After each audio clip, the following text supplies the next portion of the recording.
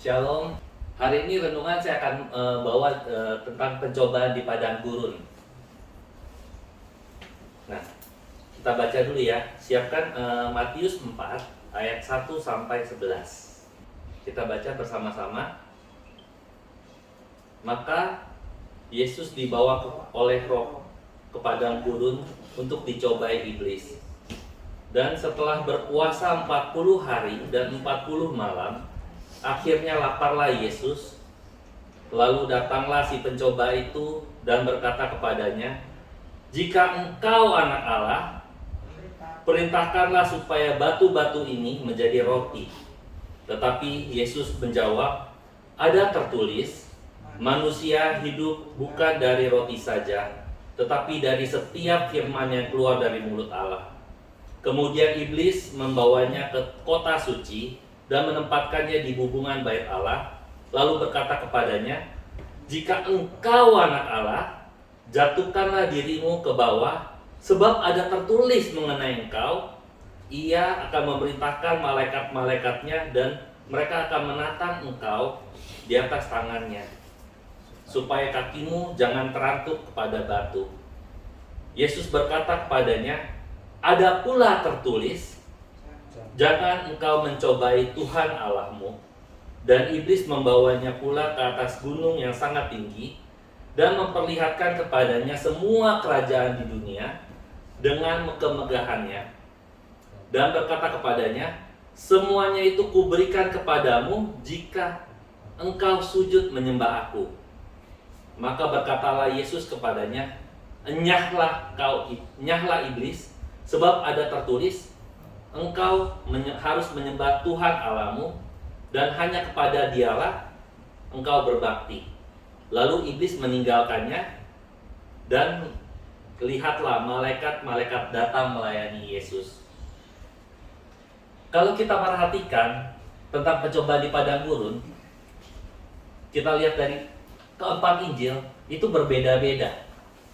Kadang-kadang kita tanya, yang mana yang benar? Yang mana yang benar? Kok 4 Injil beda gitu? Yohanes nggak menceritakan, karena memang Yohanes pengen menunjukkan Yesus itu maha kuasa. Jadi Yesus dalam kondisi dicoba itu nggak dikasih lihat. Tapi kalau Markus kita lihat, Markus itu cuma 2 ayat, singkat sekali. Tapi dari 2 ayat itu kita bisa melihat bahwa bagaimana Yesus menghadapi pencobaan itu. Nah, yang hari ini kita baca dari Matius. Nah, kalau kita lihat dari Matius, mungkin teman-teman udah sering mendengar Romo cerita, pencobaan pertama, tentang perut, kan? Ngomong selalu seperti itu. Tapi kali ini saya memfokuskan ke titik yang lain. Fokuskan ke titik di mana iblis mengatakan, "Jika engkau anak Allah." Jadi kadang-kadang kita sendiri dicobai. Seringkali yang dicobai iblis itu apa? Harga diri kita. Tapi ketika Yesus ditanya, "Jika engkau anak Allah," Yesus jawabnya apa? Yesus nggak pedulikan itu. Yang Yesus lihat apa? Harga diri gua nggak seperti yang dia ngomongin. Gua nggak perlu membuktikan apa-apa untuk sebagai anak Allah gitu.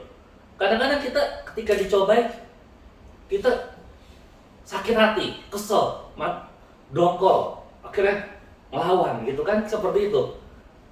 Atau mungkin dalam ada juga kalau ini menjadi korban mental korban. Saya udah digaji memang untuk dimarah-marahin, itu mental korban.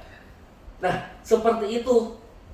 Berarti apa? Orang lain yang menilai kita, bukan harga diri kita sebagai anak Allah. Sedangkan ketika kita jadi anak Allah, ketika orang tekan kita nggak usah pedulikan. Yang penting apa? Saya melakukan apa yang harus saya lakukan.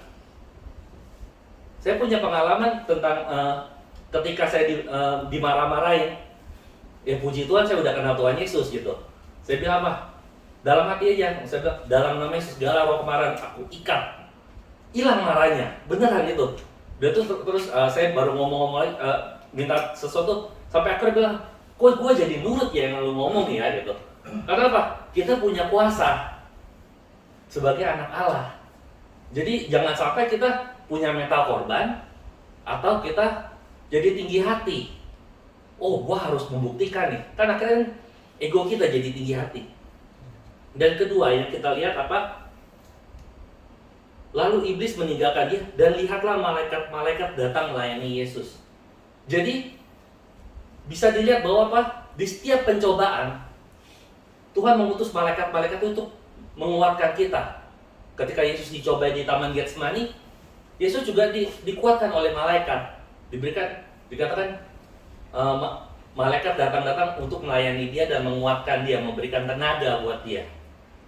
Nah, kenapa? Karena setiap pencobaan kita adalah pencobaan biasa yang gak akan melebihi kekuatan kita.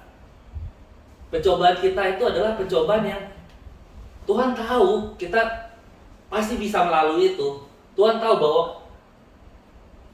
ini kita dan kita itu anak Allah, punya kuasa. Ketika Yesus mengutus para murid, dikatakan apa? Pergilah, jadikanlah semua bangsa muridku, baptislah mereka dalam nama Bapa dan Anak dan Roh Kudus. Bahkan di Markus dikatakan apa? Inilah tanda-tanda orang yang kita baca ya, Markus. Inilah tanda-tanda orang yang percaya padaku. Ia akan mengusir setan demi namaku. Ia akan berkata-kata dengan bahasa lain. Nah, dia akan memegang ular. Nah, jadi kan ini tanda-tanda ini akan menyertai orang yang percaya. Mereka akan mengusir setan-setan demi namaku.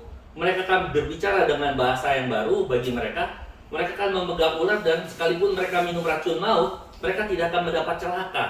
Mereka akan meletakkan tangan di atas orang sakit dan orang itu akan sembuh. Jadi kita punya kuasa. Ketika Yesus mengutus kita, dia nggak kasih kita dengan tangan kosong. Kita punya kuasa.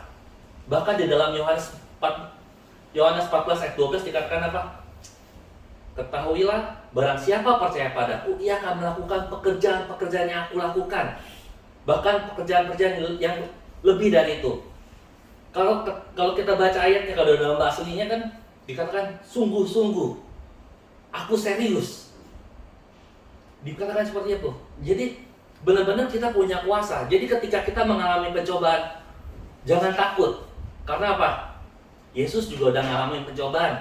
Dan Yesus memberikan contoh bahwa pencobaan itu kita bisa lalui. Cara Yesus melalui pencobaan itu apa? Dengan mengenal firman Tuhan. Dengan mengenal firman Tuhan. Jadi ketika kita mengalami pencobaan, kita harus mengenal firman Tuhan. Kenapa? Iblis pun mencobai dengan firman Tuhan. Beberapa kali kita lihat iblis mencobai dengan firman. Mazmur 91 disebut, Ulangan disebut sama iblis. Oh, ada tertulis tentang engkau. Kadang-kadang ada orang mau nipu kita juga pakai ayat. Orang, oh gini, oh ada ayat yang gini. Kita jadi yakin. Padahal belum tentu ayat itu berbicara seperti itu. Jadi kita harus mengenal firman Tuhan itu secara dengan konteksnya. Firman Tuhan ini mau ngomong apa ya? Enggak cuma sekedar, oh saya baca satu ayat, saya tafsirin. Enggak. Tapi kita harus tahu ini maksudnya apa. Terus kita harus bicara dengan di dalam hati kita, Tuhan apa yang kau inginkan katakan dari ayat ini. Jadi enggak sembarangan orang ngomong, oh ayatnya begini, enggak.